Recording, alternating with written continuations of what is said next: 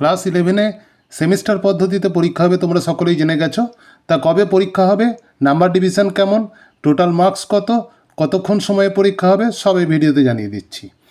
দেখো, class 11 semester 1 subject অনুযায়ী প্রত্যেকটা সাবজেক্টে 40 মার্কস করে রিটিন টেস্ট হবে তোমাদের। অর্থাৎ প্রত্যেকটা সাবজেক্টে 40 মার্কসের তোমাদের লেখা পরীক্ষা দিতে হবে। সব থাকবে এমসিকিউ টাইপের কোশ্চেন। তার মধ্যে প্রজেক্ট থাকবে 20 নাম্বারের। আচ্ছা, রিটিন টেস্টের জন্য তোমাদের যে 40 মার্কস আছে তার জন্য টাইম থাকছে তোমাদের কত, 1 ঘন্টা 15 মিনিট। তাহলে টোটাল মার্কস কত হচ্ছে, 40 আর 20 60 নাম্বারের পরীক্ষা হচ্ছে। Pass mark 30%। 40-এর মধ্যে 30%-এ পাস করতে হবে তোমাদের, 12 পেতে হবে।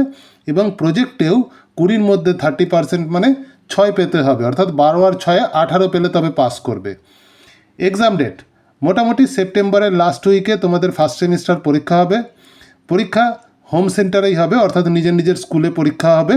স্কুলেই পরীক্ষার প্রশ্নপত্র তৈরি করা হবে।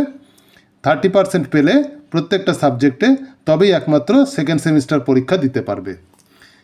এইবার সেকেন্ড সেমিস্টার পরীক্ষা কিভাবে হবে, সেকেন্ড সেমিস্টারেও তাই প্রত্যেকটা সাবজেক্টে 40 মার্কস করে পরীক্ষা হবে, লেখা পরীক্ষা।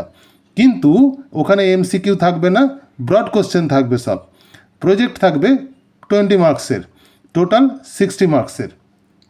তার মধ্যে পাস মার্ক কত, 30% করে পেতে হবে আগের মতোই। অর্থাৎ 40-এর মধ্যে 30% মানে 12 পেতে হবে।